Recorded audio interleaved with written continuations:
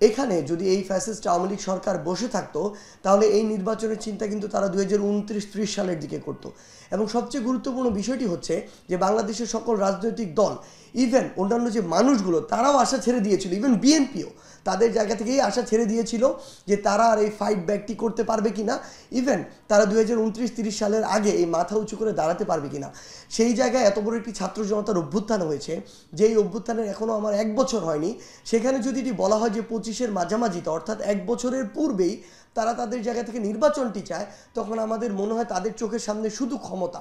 কিন্তু তাদের চোখের সামনে শুধু ক্ষমতা নয়, বরং ওই লাশগুলো থাকার কথা ছিল, রক্তগুলো থাকার কথা ছিল, শহীদ পরিবার আহতদের হাহাকার থাকার কথা ছিল, যেগুলো বা যার বিনিময়ে আজকে বাংলাদেশের এই অবস্থা, যার বিনিময়ে বিএনপি, জামায়াত থেকে শুরু করে অন্যান্য রাজনৈতিক দল এই স্বপ্নটা দেখছে। কিন্তু যখন তারা এই মাঝামাঝির কথা বলে, 25-এর মাঝামাঝি, 1 বছরের কম সময়, তখন আমাদের কাছে এটি অনেক ব্যথিত করে এবং আমাদের তাদেরকে প্রশ্ন করতে ইচ্ছা করে যে তারা কি আসলে ক্ষমতার বাইরে অন্য কিছু এই মুহূর্তে দেখতে পাচ্ছে কিনা, যে অন্তত যেগুলো প্রয়োজনীয় উপাদান একটি স্বচ্ছ নির্বাচনের জন্য, সেগুলোর সংস্কারের জন্য কোনোদিনও এই 25-এর মাঝামাঝি উপযুক্ত সময় হতে পারে না।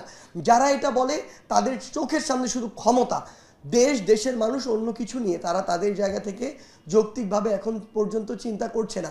আমরা অনুরোধ করব যে তারা তাদের জায়গা থেকে, আমরা মনে করি তারা এই রাজনীতিতে অনেক প্রবীণ এবং অভিজ্ঞ, আমরা আমাদের জায়গা থেকে এটা প্রত্যাশা করব তারা সেই অভিজ্ঞতার আলোকে এই সামগ্রিক বিষয়টি পর্যালোচনা করবে। এটা কোনো সাধারণ বিষয় না।